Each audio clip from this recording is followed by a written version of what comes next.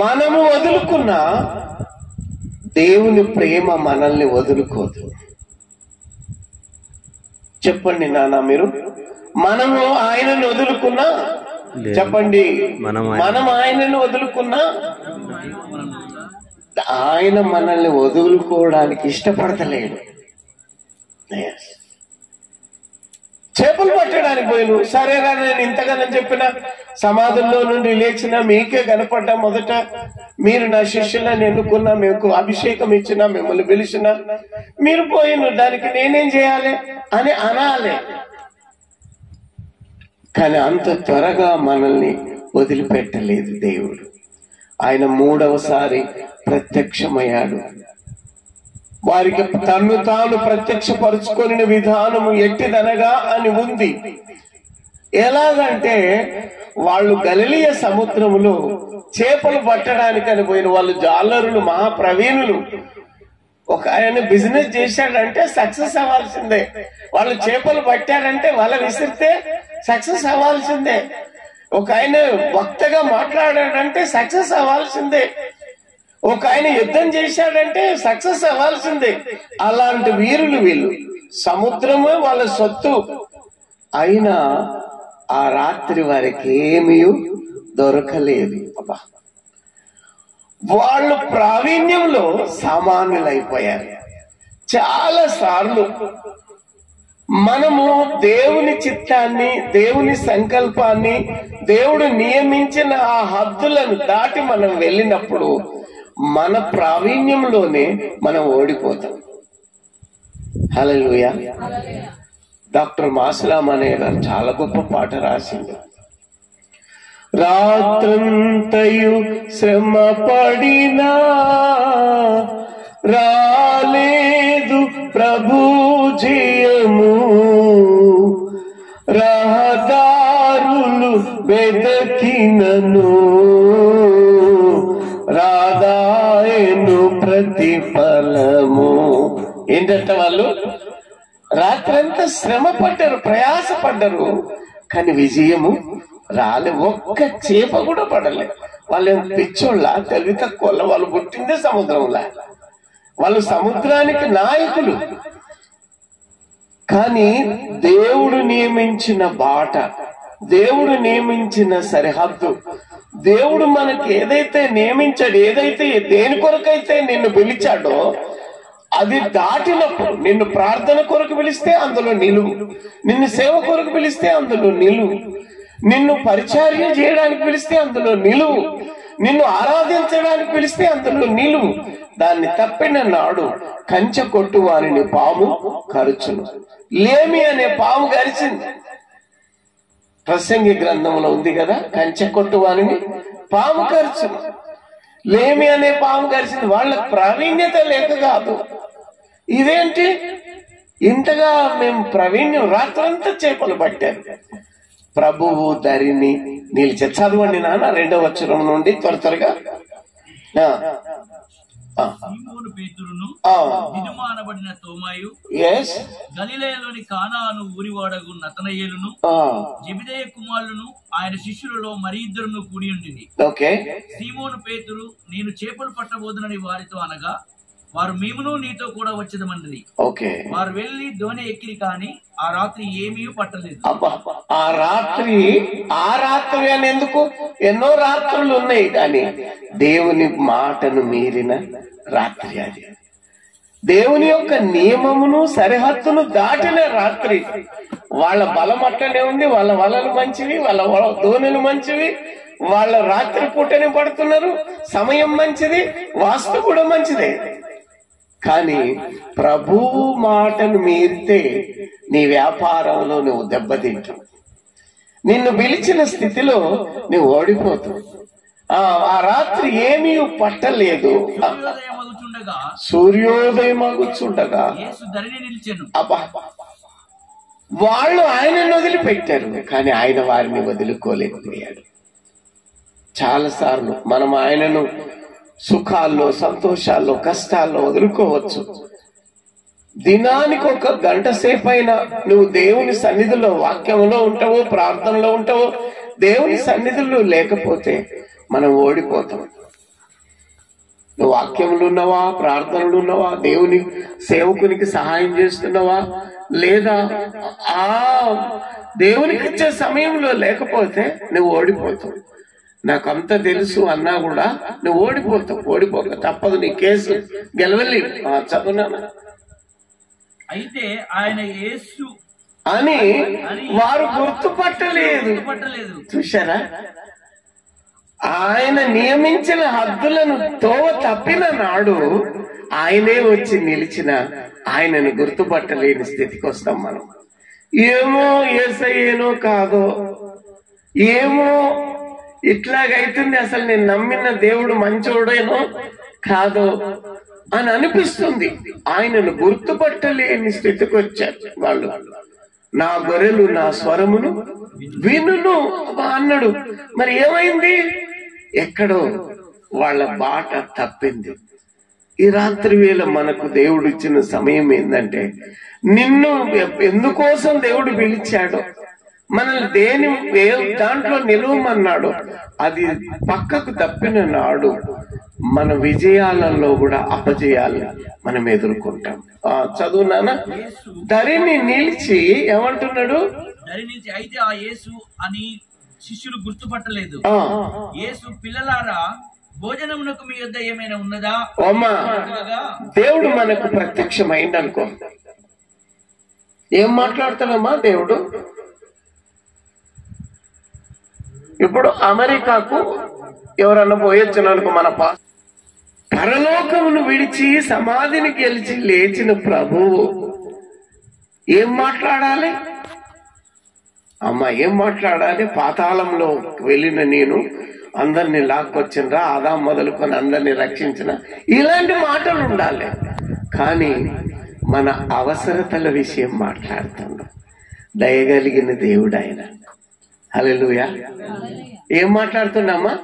బిడ్డలారా, భోజనానికి మీ వద్ద ఏమన్నా? అది చూశారా? అంతస్తుల విషయం మాట్లాడతలేడు దేవుడు, మన అవసరతల విషయం మాట్లాడుతుండ్రు. కన్న తల్లి ఏం చూస్తుందటమ్మా? కడుపు చూస్తుంది. చెప్తలేరు ఏం రా? కన్న తల్లి ఏం చూస్తుంది? ఆ దేవుడు వచ్చి ఏం మాట్లాడాలి? అరే చుక్కలు ఇట్లున్నాయి, అట్లున్నాయి, పాతాళం ఇట్లుంది, మరణం అంటే ఇట్లుంది, ఇలాంటి మాటలు ఉండాలి. నేను వాని సంగతి చూస్తా, వీని సంగతి చూస్తా అనాలి ప్రభు, అనగలడు. కానీ తన వారి యొక్క ఆకలిని, అవసరతలను విషయమై చింతించుచున్నాడు. ఆయన మిమ్మును గూర్చి చెప్పరేంటి నాన్న? ఆయన మిమ్మును గూర్చి చింతించుచున్నాడు.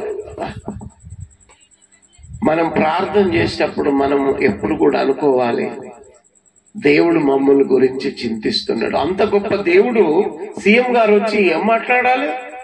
అరే రాజ్యాలు ఎట్లున్నాయి, రాజ్యాలు ఎట్లున్నాయి, వాడు ఇట్లా, వీడు ఇట్లా అని దూషణ లేకుంటాయి. కానీ సీఎంలను సృష్టించిన దేవుడు, దేశ నాయకులను సృష్టించిన దేవుడు అంటుండు, బిడలారా తినడానికి ఏమైనా? ఆయన ఆకలి కొని కాదు, చెప్పరేంటి నాన్న? ఆయన ఆకలి కొని కాదు, మన ఆకలిని ఎరిగిన దేవుడు. హల్లెలూయా. దేవునికి మహిమ కలుగును గాక. అంటే వాళ్ళు ఏమంటున్నారు నాన్న? లేదని వారు ఆయనతో చెప్పి, అబ్బా మీ దగ్గర ఏంటి పరిస్థితి, మీ పరిస్థితి ఏంటి అని అంటే, అయ్యా ఏముంది, ఏమి లేదు. ప్రభు యొక్క చిత్తమును బాట తప్పిన నాడు మన పెదవుల మీద లేదు అనేది వస్తుంది. లేదయ్యా, ఆత్మలు లేవు, సేవ లేదు, వాక్యం అర్థమైతే లేదు, ఏం చదువుతూనే ఉన్నాం గాని ఏం అర్థమైతే లేదు, ప్రత్యక్షత లేవు అని అనిపిస్తుంది. తర్వాత అప్పుడు ఆయన కుడి ప్రక్కను వలవేయుడి. కుడి పక్క అంటే అమ్మా ఏడ్చెట్టోళ్ళ ఎడం పక్క కొంటే ఏమైతుంది? శివుడంతా కుడి పక్క అంటే ఏంటి? సరి అయిన దిశలో. హల్లెలూయా. చేపలు పట్టేటోడు సరి అయిన విధానంలో, గోడగట్టే మేస్త్రి సరి అయిన విధానంలో, దేవుని వాక్యాన్ని బోధించాలనుకునే సేవకుడు చెప్తలేరు నాన్న. అది ఇష్టం వచ్చినట్టు 4 మాటలు ఆ ముచ్చట్లు ఈ ముచ్చట్లు చెప్పి ఓ ప్రభు ఇంత గొప్పవాడంటే ఆత్మలు కదిలించబడవాడు. నీ ప్రయాసము, నీ ప్రార్థన, నీ తగ్గింపు, నీవు దేవునితో పోరాడిన విధానం అక్కడ తెలుస్తుంది. నీ గొర్రెలకు మంచి మేత వేస్తావు నువ్వు, అది చాలా ముఖ్యమైన విషయం. హల్లెలూయా. కుడి పక్క వేయండి అంటే సరి అయిన దిశలో పోరాడండి. నువ్వు బిజినెస్ చేస్తున్నావా, కూలి పని చేస్తున్నావా, మేస్త్రివా, ఇంకా ఏంటి వ్యాపారమా, ఇంకేమేం పనులు, ఐరన్ చేస్తున్నావా, ఏ పని చేసినా సరి అయిన దిశలో, దేవుని చిత్తమే సరి అయిన దిశ. చదువునా? మీకు దొరుకునని చెప్పాను కనుక వారలాగు వేయగా చేపలు విస్తారముగా పడినందున అబ్బా వలలాగలేకపోయింది. ఎంత పడ్డాయండి? అదే సముద్రము, అదే దోణి, అదే మనుషులు, కానీ యేసు వ్యత్యాసాన్ని తెస్తాడు. హల్లెలూయా. చెప్తలేరు నాన్న మీరు, నా భాష మీకు అర్థమైతలేదు అంతే. యేసు తేడా తెస్తాడు. యేసు వస్తే ఏమొస్తుంది? చెప్తలేరు, నా భాష అర్థమైతలేదు మీకు. యేసు వ్యత్యాసాన్ని తెచ్చే దేవుడు. అదేతోనే అదే జీవితం, అదే బ్రతుకు, అదే మనుషులు, అదే సముద్రము. ఇంకా అసలు ఆ సమయం అది కాదు. రాత్రి పూట చేపలు పడతాయి, పగటి పూట పడవు. కానీ ప్రతికూల పరిస్థితులను కూడా ఆశీర్వాదకరంగా మార్చగలిగే దేవుడు మన దేవుడు. సరి అయిన దిశలో ప్రార్థనతో, నీ ఒప్పుకోలుతో, పశ్చాత్తాపంతో, నీ పాపమును విడిచిపెట్టుతో నువ్వు పైకి బాగా మాట్లాడొచ్చు, కానీ నీవు యథార్థంగా నువ్వు వల వేయాల్సి ఉంది. మస్లం అన్నయ్య గారి పాట ఎంతో నచ్చింది నాకు. అదేంటి? ప్రభు మార్గము విడచితిని, ప్రార్థించుట మానితిని, ప్రభు వాక్యము వదలితిని, పరమార్థము మరచితిని, ప్రపంచ నటనలలో ప్రావీణ్యమును పొంది.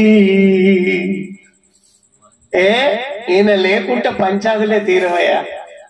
10 ఊర్లకు పంచాదులు చెప్పే వ్యక్తి అంటే అదిగో ఈయన, ఈ పాస్టర్. అవును, పంచాదులు ఆయన వస్తేనే తీరుతాయ్యా, కానీ పంచాదులు తీరవడానికి నీవు లేవు. ప్రభు మాట నీలో ఉంటే నీ దగ్గరికి వచ్చిన వాళ్ళంతా కూడా తోడేళ్ళు, గొర్రె పిల్లలుగా మారిపోతాయి. హల్లెలూయా. కనుక నీవు ప్రపంచ నటనలో ప్రావీణ్యం ఎంత ఉన్నా ఫలహీనుడనై ఇప్పుడు పాటింతు నీ మాట. ఎంత గొప్ప మాట. కనుక మనం దీవించబడాలన్నదే దేవునికి ఇష్టం. అరే ఒకవేళ మన అయ్యగారి పేరు సర్వేశ్వర్ పాల్ గారు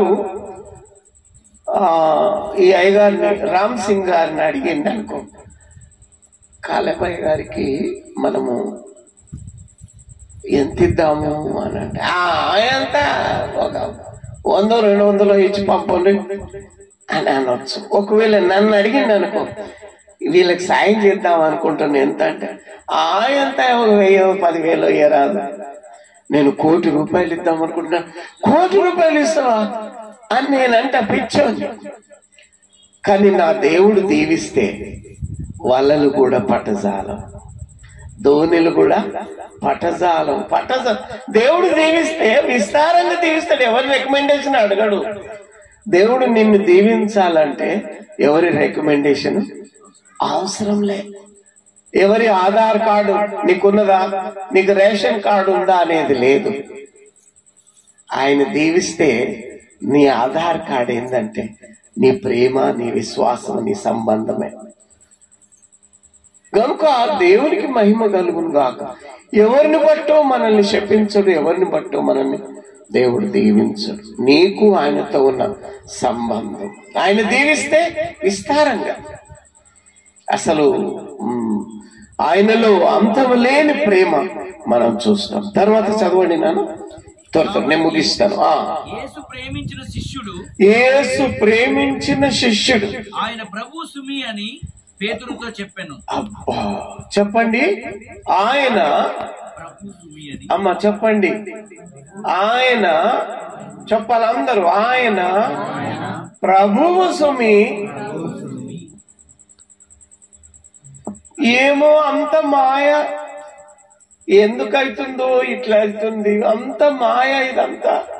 నేను ఒకటి అనుకుంటున్నా ఒకటి అవుతుంది, లేదు నేను అనుకున్నట్టే జరుగుతుంది, ఇవంతా ఏమో ఈ గడి అట్లున్నదయ్యా అనే పిచ్చి మాటలు దేవుని పిల్లలకు ఉండవు.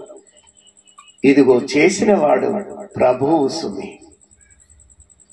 మన దీవెనలలో దీవెనకర్తను గుర్తించే హృదయం మనకున్నది. హల్లెలూయా. అది లోకానికి లేదు. చెట్లు, గుట్టలో, పుట్టలో, ఆకాశము, భూమి, సూర్యుడు, చంద్రుడు ఎవరి ద్వారానో అవుతుందండి నా కర్మ, నా భక్తి అని లోకం అనుకుంటుంది. కానీ ప్రభు పిల్లలముగా మనం ఒక మాట చెప్పగలం, ఇది ప్రభువు వలన కలిగింది, ఇది యెహోవా వలన కలిగిన కార్యము. మేము అవునని గాని కాదని గాని అనలేము. ఈ విశ్వానికి ప్రభువు, మన పరిస్థితులకు ప్రభువు, మన జయాపజయాలకు ప్రభువు, మన ప్రార్థనలకు ప్రభువు, మన యొక్క సంపాదనకు ప్రభువు. ఈయన ప్రభువు సుమి. గుర్తించిన నాడు విజయం మనదే. ఆయనను గుర్తించాలి. ఏమో ఇట్లయిపోయింది మరి మా పిల్లల జీవితాలు. ప్రభువు మాట్లాడుతున్నాడు సుమా. యోనాను అడుగుతారు, ఎవరా నువ్వు పండుకున్నావు, మేమంతా తుఫాన్లా ప్రార్థన చేసి ఎవరి దేవతలకు వాళ్ళు ప్రార్థన చేసిన, ఎవరినిది అసలు ఏమిటి, లేచి ప్రార్థన చేసి సోమరోడా అని అంటున్నారు. అప్పుడు ఆయన అంటాడు, ఇది దేవుడి వలన కలిగిన కార్యం, నేను భూమి ఆకాశములకు సృష్టికర్త అయిన దేవుని సేవకుడను. ఒక తట్టు బొమ్మంటే ఒక తట్టు పోతున్నదా. ఇది ప్రభువు సుమి. ఆటంకాల్లోనైనా దీవెనలోనైనా మనం ఆయనను గుర్తించాలి. అప్పుడు ఆయన చదువునాను ముగిస్తా నేను. ఆయన ప్రభు అని సీమోను పేతురు విని వస్త్రహీనుడై ఉన్నందున పైబట్ట వేసి సముద్రములో దుమికెను. దరి ఇంచుమించు 200 మూరల దూరం ఉన్నందున తక్కిన శిష్యులు చేపలు గల వల లాగుచు ఆ చిన్న దోణిలో వచ్చిరి. వారు దిగి దరికి రాగానే అక్కడ నిప్పులను వాటి మీద ఉంచబడిన చేపలను రొట్టెయు కనబడెను. అబ్బా, దేవునికి ఈ వలలో నుంచి కూడా ఇష్టము, ఇయ్యగలము, ఆయన అడుగుతాడు. కానీ మనము ఆయనకి ఇచ్చేదానికంటే మన కోసం ఆయన ముందుగానే సిద్ధపరిచే తండ్రి, పరలోకపు తండ్రి. వీళ్ళు దరికి రాగానే అలసిపోయి ఉన్న స్థితిలో, చలి మంటలు, అక్కడ మంటలున్నాయి, చేపలున్నాయి, రొట్టెలున్నాయి. ఆయన అంటాడు, ఇప్పుడు మీరు పట్టిన చేపలు మీరు తీసుకొని రండి. చదవండి ఆ మాట. ఇప్పుడు పట్టిన చేపలు ఏమనుంది? యేసు మీరు ఇప్పుడు పట్టిన చేపలలో కొన్ని తీసుకొని రండి. అబ్బా, దేవునికి స్తోత్రం. అరే నాకు అక్కర్లేదురా, నా దగ్గర చేపలు మస్తున్నాయి, నేను పిలిస్తే సముద్రంలోకి వెళ్ళి వచ్చి పడతాయి అనగలడు. కానీ మీ శ్రమను, మీ కానుకను కూడా నేను అంగీకరిస్తాను. హల్లెలూయా. మీ కష్టార్జితాన్ని కూడా నేను అంగీకరిస్తాను, మీ కానుకను కూడా నేను స్వీకరిస్తాను.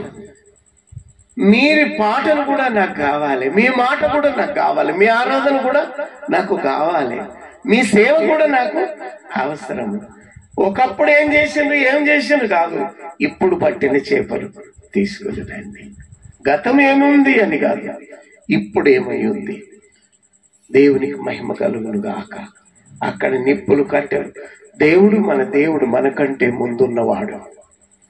మనము నిన్నటి వారమే. యోబు గ్రంథంలో ఏముంది నాన్న? మనము నిన్నటి వారమే. మనం ఎప్పటి వాళ్ళం? మనము సుక్కలు మనకంటే ముందున్నాయి, సముద్రం మనకంటే ముందుంది, గుట్టలు మనకంటే ముందున్నది. మనము నిన్నటి వారమే. వీటన్నిటికంటే ముందు ఆయన ఉన్నాడు, మనల్ని సృష్టించిన దేవుడు ఉన్నాడు కనుక మనం భయపడాల్సిన పని లేదు. మన కొరకు అక్కడ